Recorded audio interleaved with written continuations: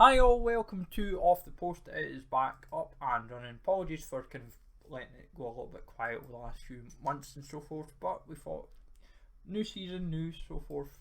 Let's get back into a routine, get in covering it and just have a bit of fun, just talk all things football and just take it from there, of course. So obviously Premier League, Liga and Ligue started back at the weekend. Friday night obviously being Burnley Man City, being the first game of the season. Man City pretty comfortable, nothing too strenuous there.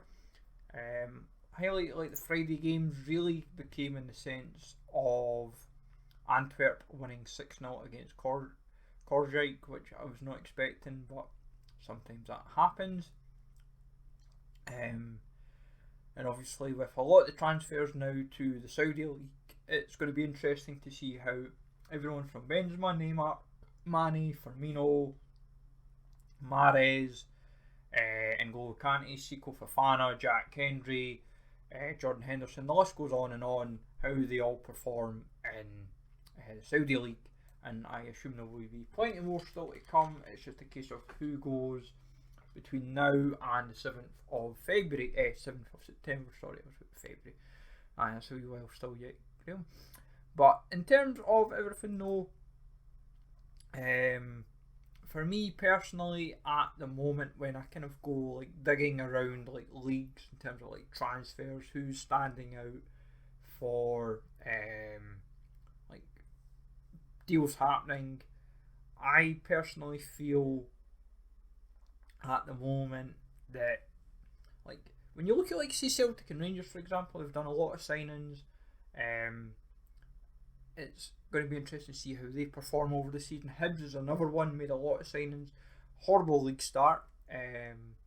Mallorca obviously lost some key players, namely Kanga and Lee to PSG, but have been shrewd with their signings, bringing Sergi Dardar from Espanyol. Very proven in the division and seems very hungry to do well for Mallorca, as illustrated by the first day of the season. So fair play to him on that. Just Mariki unlucky with the penalty, which could have made all the difference against Las Palmas. But in terms of like fixtures in general, the biggest result of the weekend from, if you want to say top 5 leagues, Newcastle winning 5-1 against Aston Villa.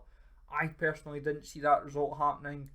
I thought Aston Villa very robust side, but Aston Villa just completely fell apart. Mings got a bad injury and it just did not go to plan whatsoever for Villa in any shape or form. And I think what's important to kind of note with teams like Villa is they're missing a lot of players and they're still hoping to bring players in, so it'll be interesting to see how it shapes up for them. But Newcastle being shrewd with signings, bringing Tonali in, potentially could be losing the likes of Bruno Gomars, but they've brought Livramento in as well just to give extra depth in defence. But 5-1 meant business, and like see how that shapes up really. The question is how will they cope in Europe and the league on top. That's going to be the biggest telling factor for Newcastle I think this season. And Aston Villa maybe the same applies. You can have huge squad depth to compete domestically and in Europe, but if teams aren't performing, it's true what a few predictions have said, like do Aston Villa maybe finish say 9th or 10th, do Newcastle maybe say finish 5th or 6th. It's going to be interesting. Like I didn't do like a Premier League prediction simply because like my bottom 3 at the moment in my eyes is Sheffield United, Luton and possibly either one of Bournemouth or Burnley. Like, but I feel Burnley is going to be shrewd to stay up, in my personal opinion. So it's going to be tricky.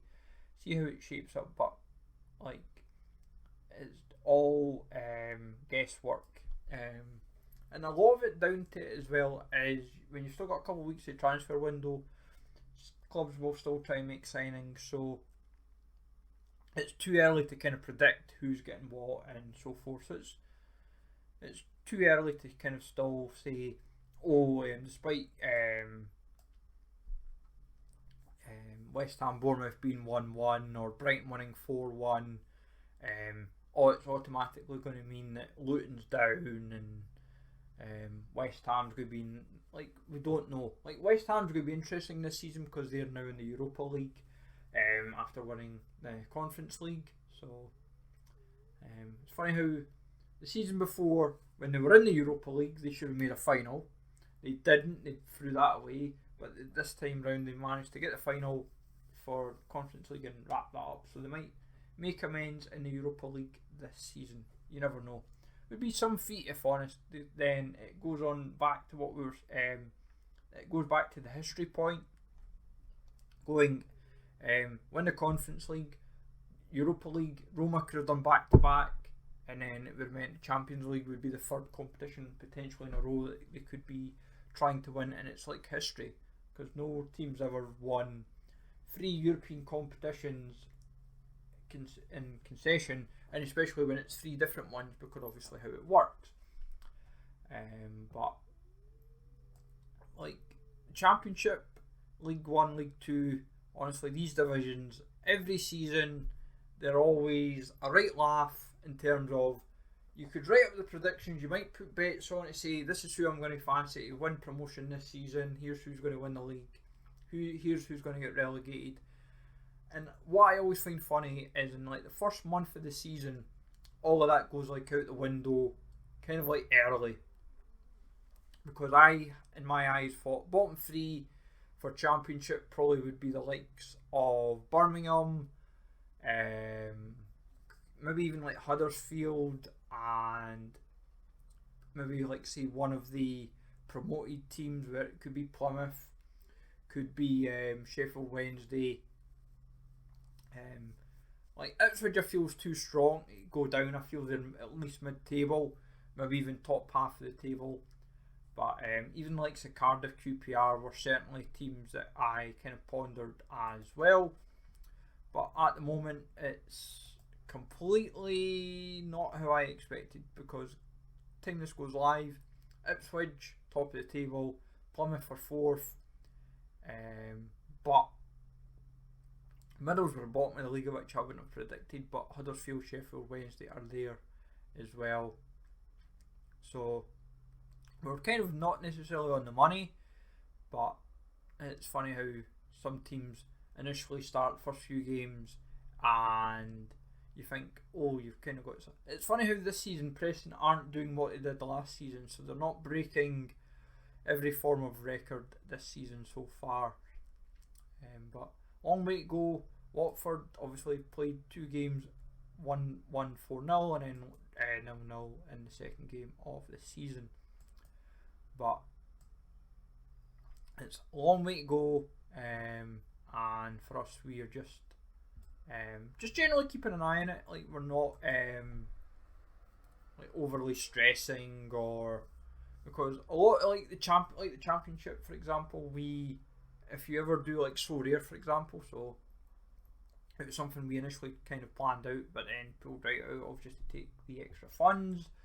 Like League 1, League 2, Wigan's the interesting one because they're obviously starting from a negative deficit, so it will be interesting with them being on -8 at the start of the season. Like currently they're -1 by the time this goes live because they played midweek,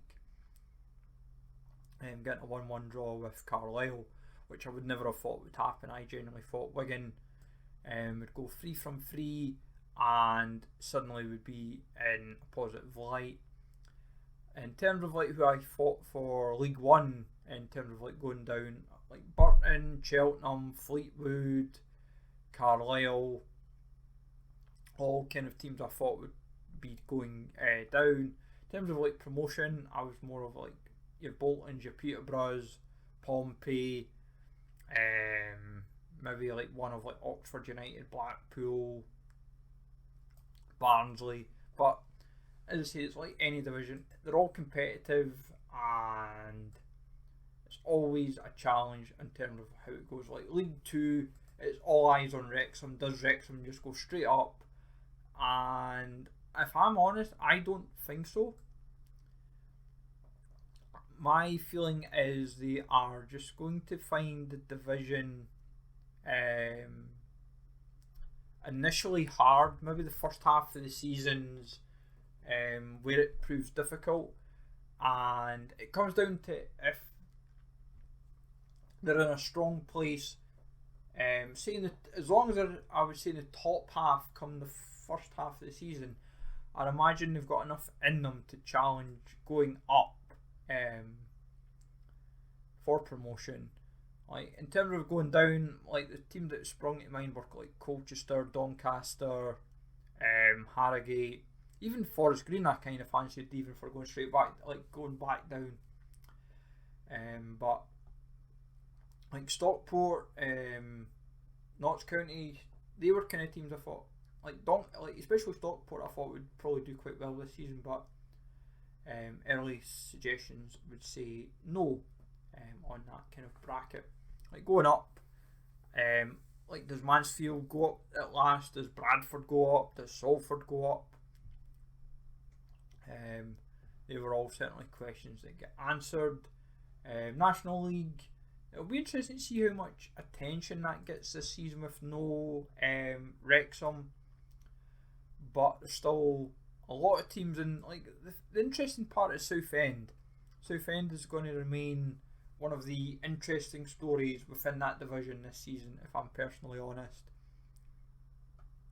But yeah, it doesn't get as much. It will not get as much attention. Like unless you've still got like if you've got a TNT Sports subscription, that's generally how you can watch like most of this division anyway.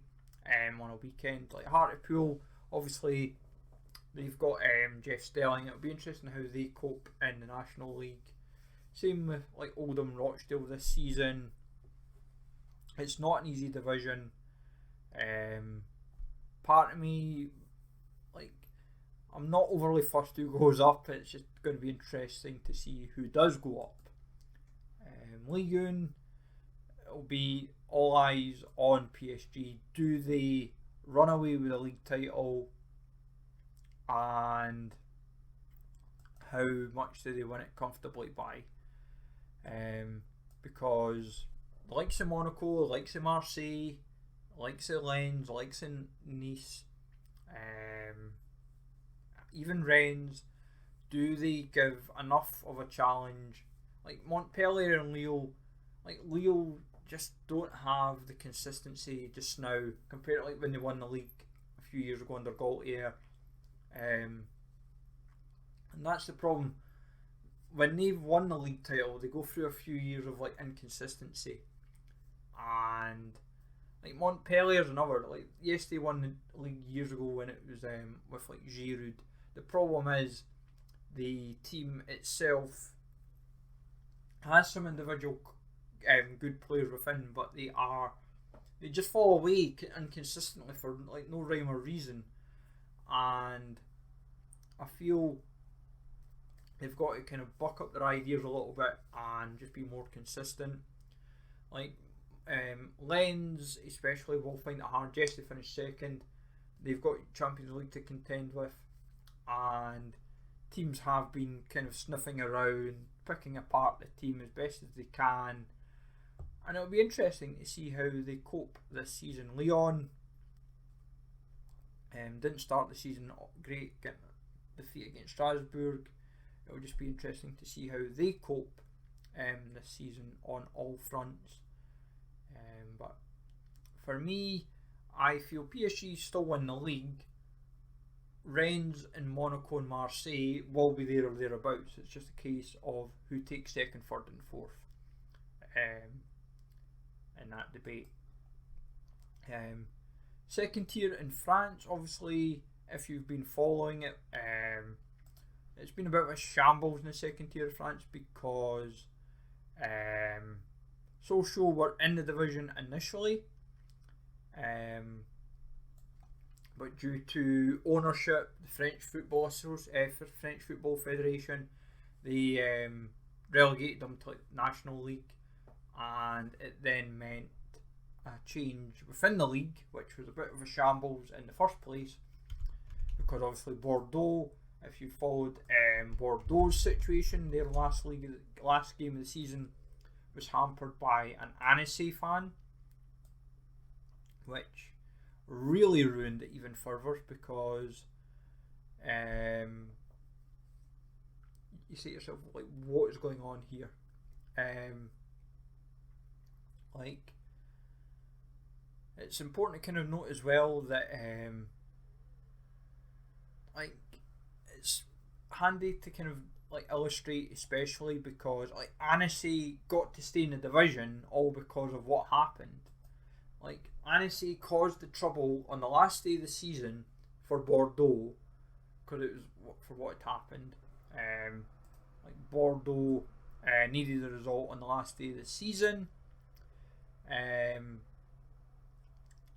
but it didn't happen, simply just due to how the fixtures were played out, and the game ended up having, instead of getting replayed or anything like that, the Bordeaux just had to be like, oh, they went to French court and all this, and it was just a shambles really, because French football has just kind of, the last couple of years, they've just kind of really not went to task, but they've just really went to town by just adjusting everything.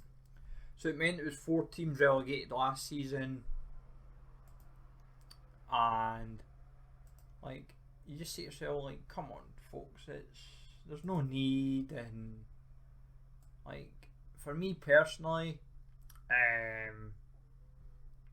like, I don't feel like there should be a need to drop it from 20 to 18.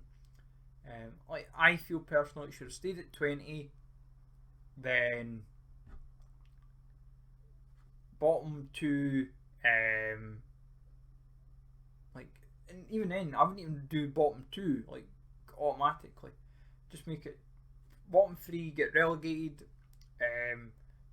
Why have the playoff? Because that's when it causes controversy and it's a bit of a shambles.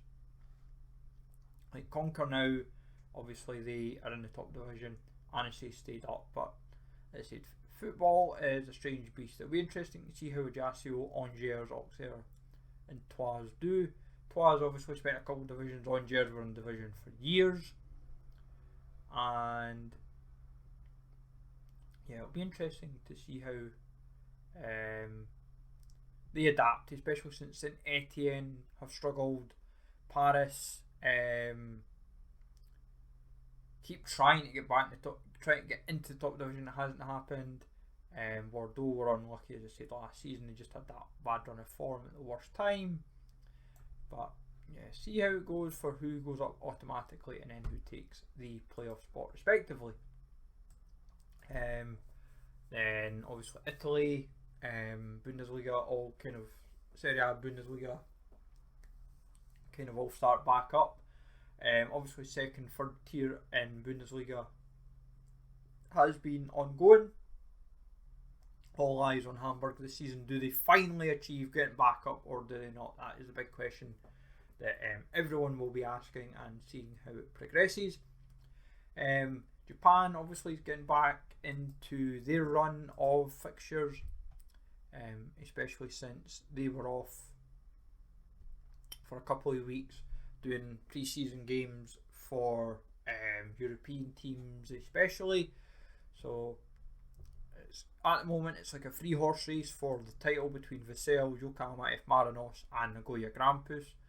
Kawasaki all the way down in 9th. I wouldn't have said that at the start of the season. Form team in the division is the Fispa Fukuoka, who I actually have from a So Rare perspective. Been very impressive.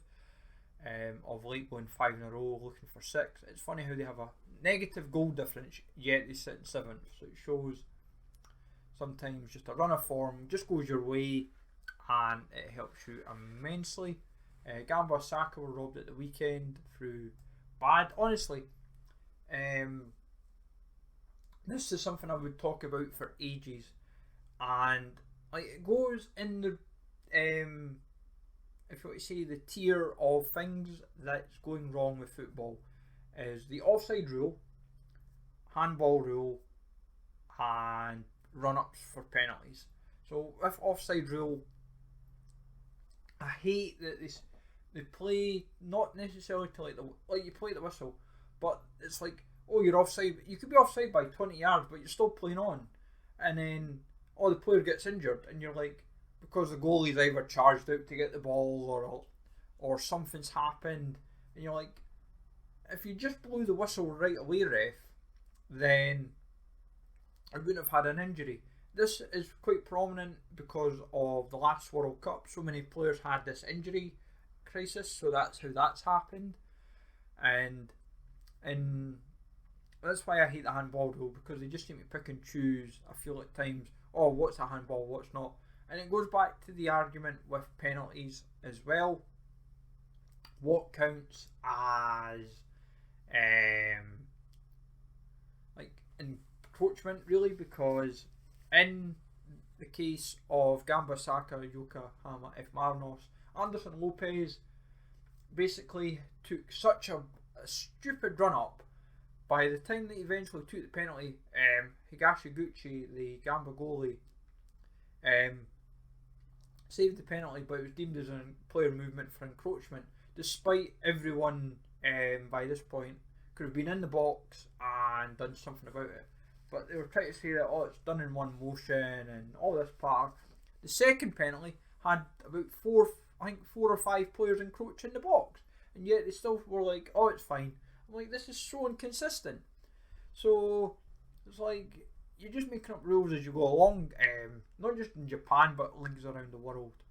But in terms of the J League though, I feel Shonan will, like, out of the teams just now in that kind of bottom 6 teams that could go down, Consadole Sapporo is one team I did not expect. They've just had a horrible run of bad form lately. Score goals for fun but concede for fun.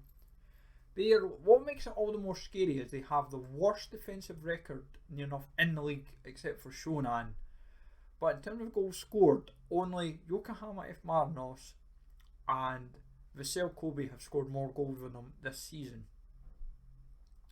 And to further illustrate, they are the only other, out of all the teams in the league, there's only 3 teams in the division have more than 35 goals scored in the division. And even you could say to that argument, even 30 goals nearly. So it just shows how many goals Consadole score, but also leak at the same time. Eredivisie obviously back up and running. PSV, Ajax got comfortable victories.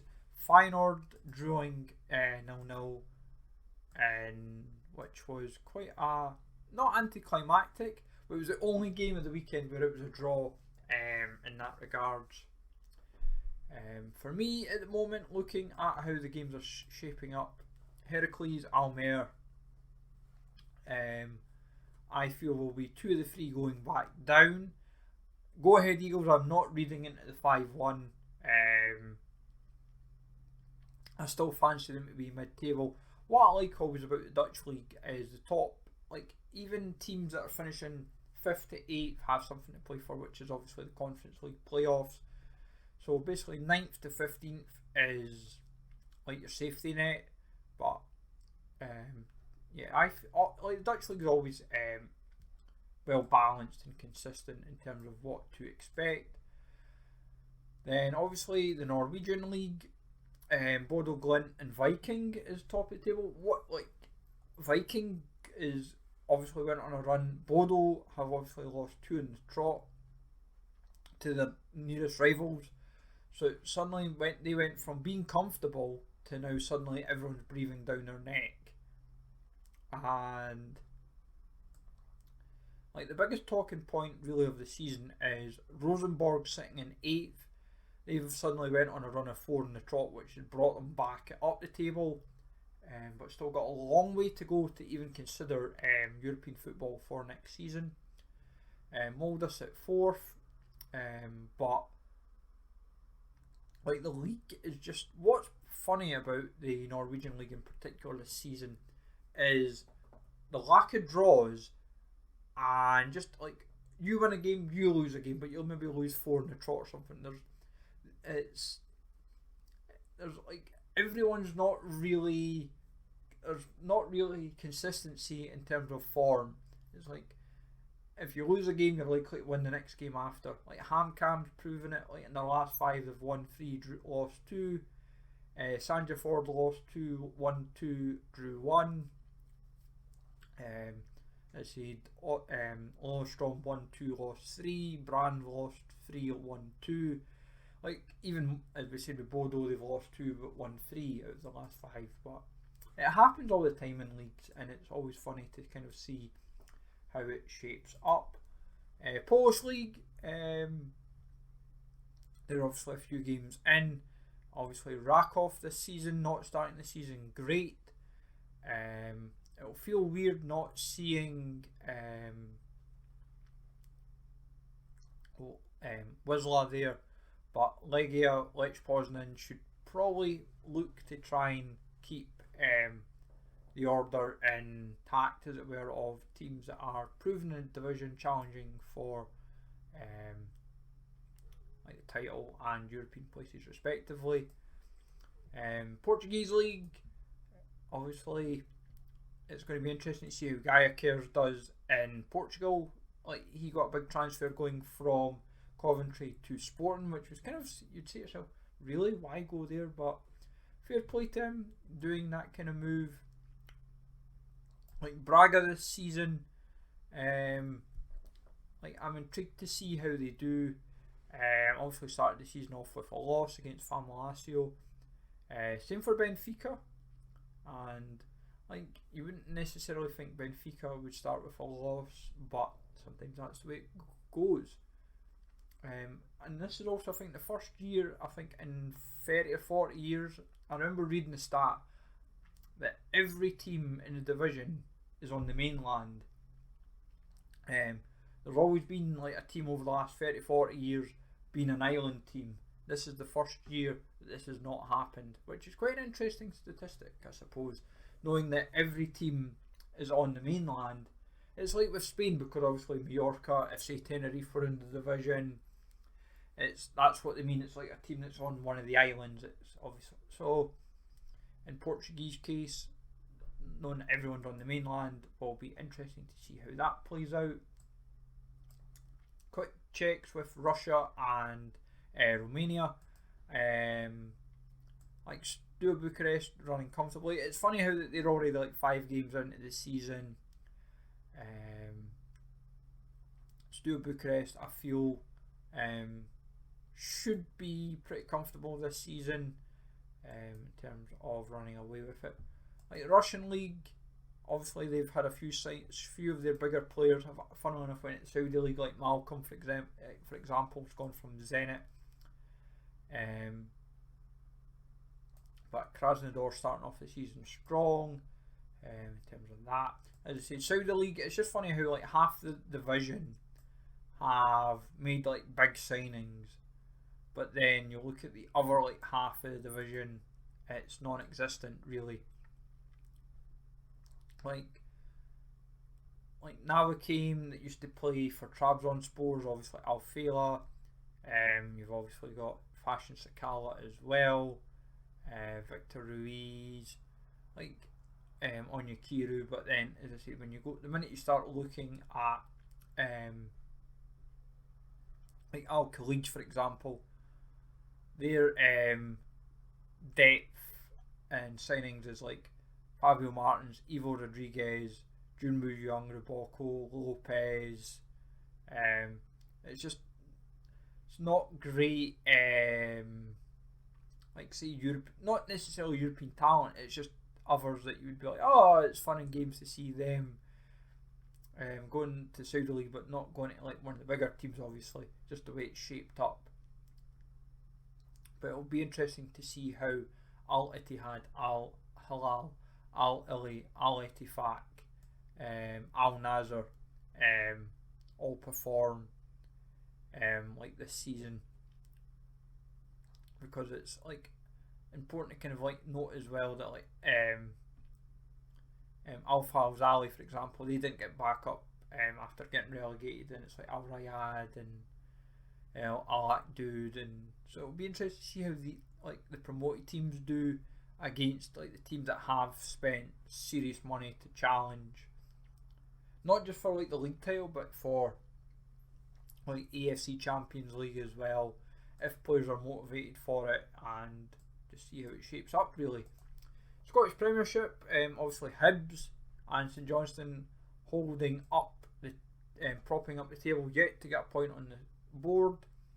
Hibs defensively are just a shambles in their 2 games so far. Even playing wise, they haven't looked great so far, and that's kind of why they're second bottom. The League Cup is what factors in this weekend.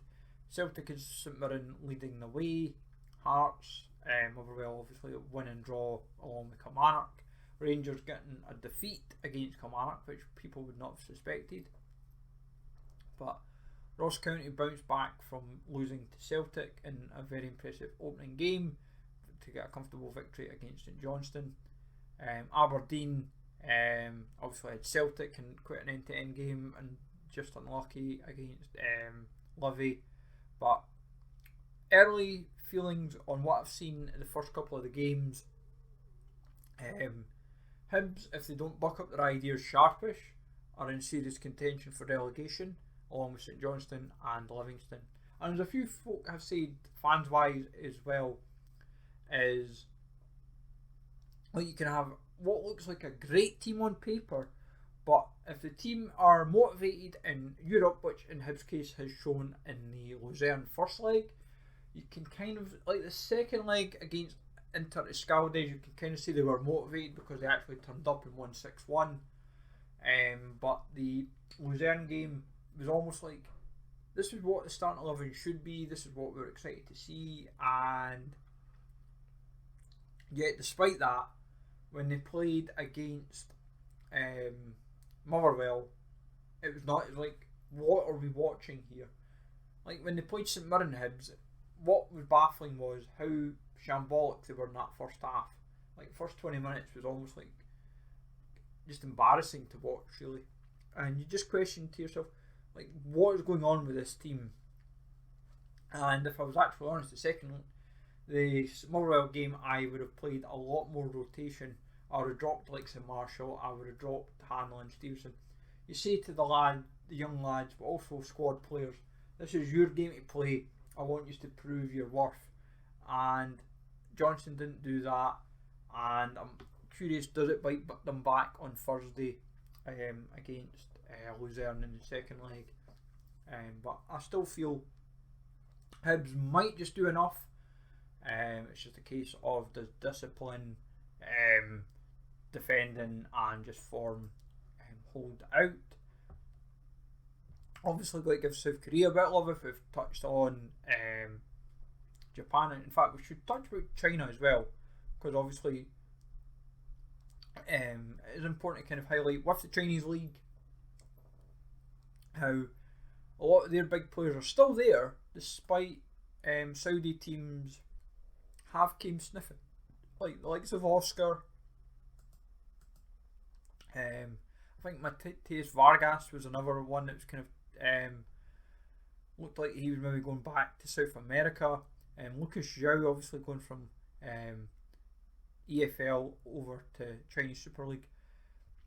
Marcus Pink, I bet his time in China's one that he would like to forget about. But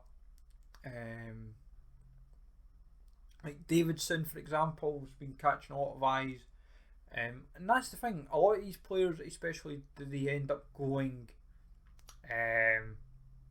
like Oscar especially, since he's been in China for a good few years now, does he feel motivated to then go to the Saudi League? Or because he's like basically the top team in China, does he feel if he ends up in the Saudi League he's not necessarily going to be at a top team? That, like, if you're motivated by money, because I think the cap for like Chinese Super League now is like just over 50 grand a week. Like, does he think he could get a better wage in the Saudi League or in Brazil? Because he was nearly like last year in January nearly went back to Brazil, but it fell through at like the last second, and like it brings that interesting like conundrum, really, as it were. Like with the Korean League in particular, what I love with the Korean League is just how big like the starting 11s are. The match day squads get penciled in. Like when you sometimes have a read over like what the squads are, and they're like 30, like maybe a 30-man squad, and obviously realistically they'll only start say 18 to 20. Like they'll have starting 11 and then your 8 to 10 subs, but it's with all the rules in place and so forth. Like at the moment, Ulsan will kind of, at the moment the rate they're going to crawl to the league title, because Pohang and Junebuk aren't really doing anything to kind of challenge it. Seoul kind of same problem. Gwangju are at least showing a bit of form. But at the moment, like 5th to 9th is definitely up for debate in terms of who's in the championship group, who's in the relegation group. But Suwon, Gangwon and Suwon Blue Wings are definitely the ones I feel will go down.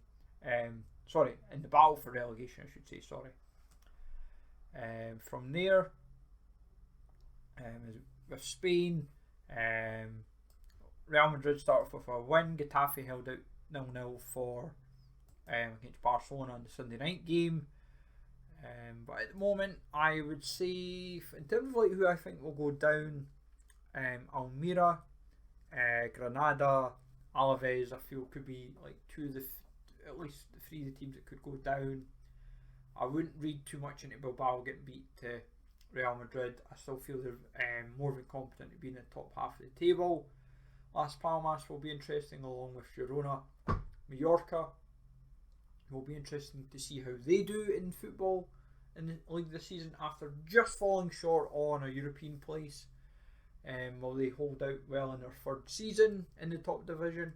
Osasuna, how will they cope with a European and league balance?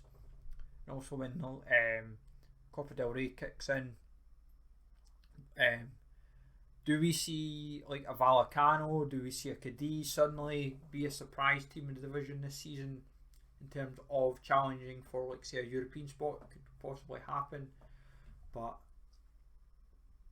see how it goes. Long way to go. Sevilla starting off the season how they at times were in last season.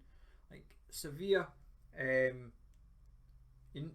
times now I almost kind of don't know what to expect from them, because a couple of years ago they looked like they were going to be Real Madrid's greatest challenger, but they just kept drawing games for way too many games and losing the ones that mattered, like against the teams that they should be beating. But then, like last season was just a disaster. Like they were flirting with relegation. They suddenly went on a run of form that got them just missing out on Europe automatically. But they managed to do the business in the Europa League to win that and get back in the Champions League. You see yourself, I cannot believe what I'm witnessing here. But yes, football is a strange beast. Swiss League, give that a bit of love as well. Basel, less said about their start to the season, the better.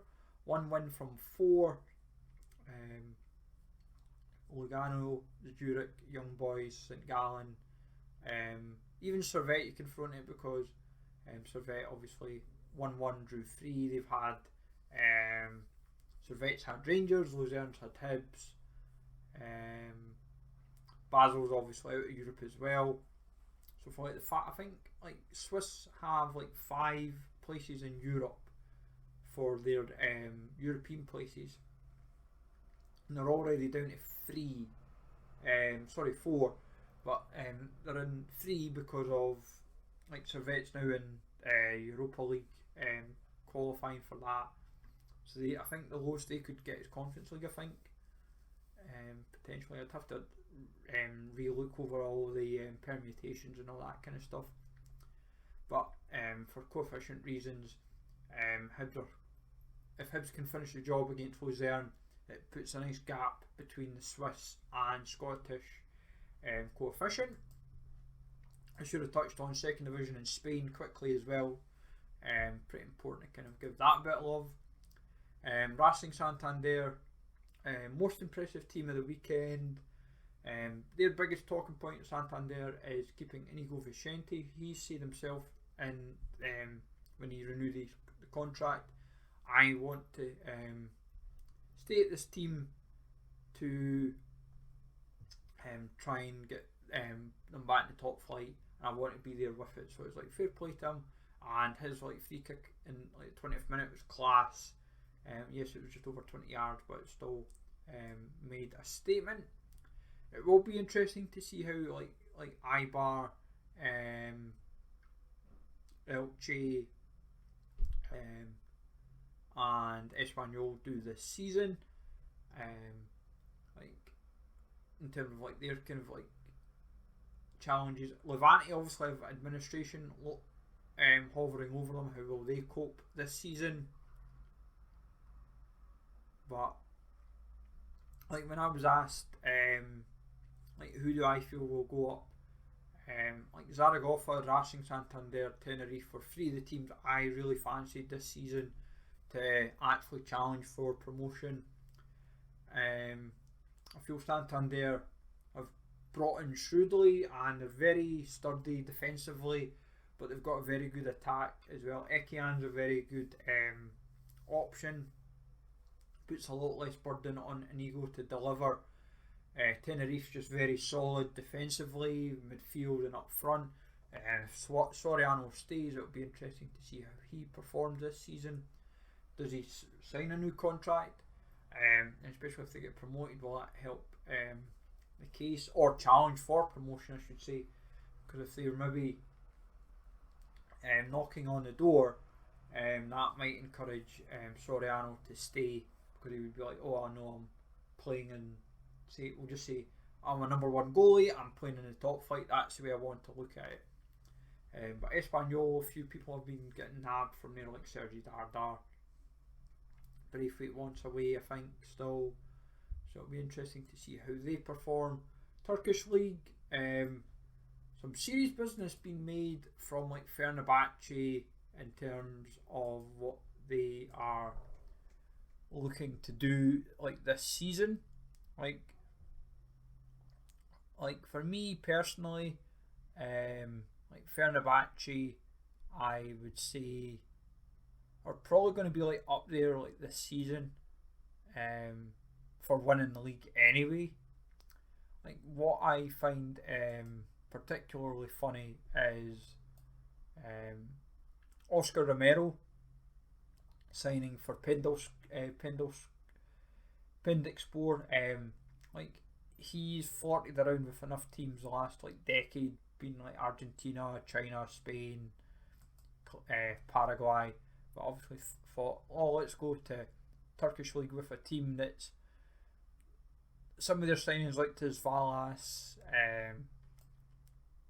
and like Sequeira. It's like you see, it's like, oh, it's just not old faces, but it's faces that kind of like end up in like that division anyway. Like not just that division, but like the lesser teams in the division, as it were.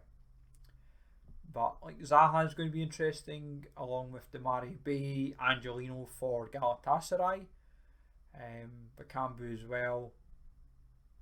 Like obviously, Icardi being permanent now is going to be interesting. See how he delivers.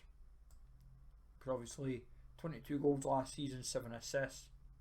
The deal was made permanent for €10 million. I feel they will certainly be up there challenging domestically. It's just a case of in Galatasaray's case, do they challenge in Europe this season? That is the biggest question. Fenerbahce, same applies. Like for me, I feel Fenerbahce could legitimately win the Conference League. They've got like real like depth across the board, bringing in like Džiku, Rodrigo Bacau, Szymanski, Edin Dzeko, Ryan Kent, Dusan Tadic. They've really tried to go to town and say, right, this is what we need, this is what we want. And yeah, it's going to be like interesting this season for how they perform in terms of like domestically this season. Obviously MLS starts back this weekend as well, with the League Cup wrapping up as well. Like MLS is like, it's been interesting to watch how like Mexico, and you say to yourself, it's like it's not necessarily like the levels between like the division, but it's, you say to yourself, you go, oh, you can see the levels between Mexico and MLS, because you do say to yourself, because Inter Miami, they're in the final by the time this goes live, but you say to yourself, you think, oh, teams that maybe do like the CONCACAF like Champions League, where it's been like Austin, LAFC, Atalanta in past years, Portland, New York FC, Toronto, like the teams that you're so familiar with when they've been in like when they've had to kind of juggle multiple commitments. And it will be interesting to see, like Inter Miami have really went to town with their signings, and you see yourself, like, how fair is it actually? And what's funny is that Inter Miami, prior to all of this, are bottom of the league, and they've got to find at least 12 points just now on DC United, who sit in 9th, for a playoff spot. But at the same time, like, Inter Miami have got a lot to find. Luckily they have games in hand. That's what's going to help them out. I think by the time they eventually start getting league games played, they're going to have 3 games in hand on the rest of the division, on like the Eastern Conference. So when 3 games in hand, the 12 becomes potentially 3. You then have what enables from there. Do they sneak in? Do they not? And like Cincinnati have, like, they'll run away with Eastern Conference. The Revs, Philly, Nashville, it's Columbus, Orlando. They're all just in Atlanta. They're all just kind of fighting out, I would suppose, for who gets like the first round of the playoffs and who's in like the second round, as it were. But we'll see how it goes and take it from there. But for me just now, I'm intrigued to see how like the leagues all kind of just get back into the runs, as it were. And like the Women's World Cup obviously finishes at the weekend. Spain and England in the final. Be interesting to see how England cope with that match. Obviously Australia gave it their all, just fell a little bit short. But see how it progresses, and it's just a case of wait and see, take it from there, and yeah, it'll be interesting. Like, what's also quite funny to kind of illustrate for like this weekend is how AEK Athens and Dynamo Zagreb have to play on Saturday, their second qualifying tie. It had to be played before the first leg of the playoff round. It was due to an incident that happened in before the first leg, so that's how that game got played now. But yeah, it's going to be interesting to see how that shapes up for both teams, especially since they've got to play so quick in terms of like European commitments. But we'll see how top 5 leagues go and other leagues go over the days and weeks. Who brings in who goes out, who comes in. Because obviously by the time this goes live, Ziyech might be confirmed as a Galatasaray player because that was a agreed deal. It's just a case of where it goes over the line.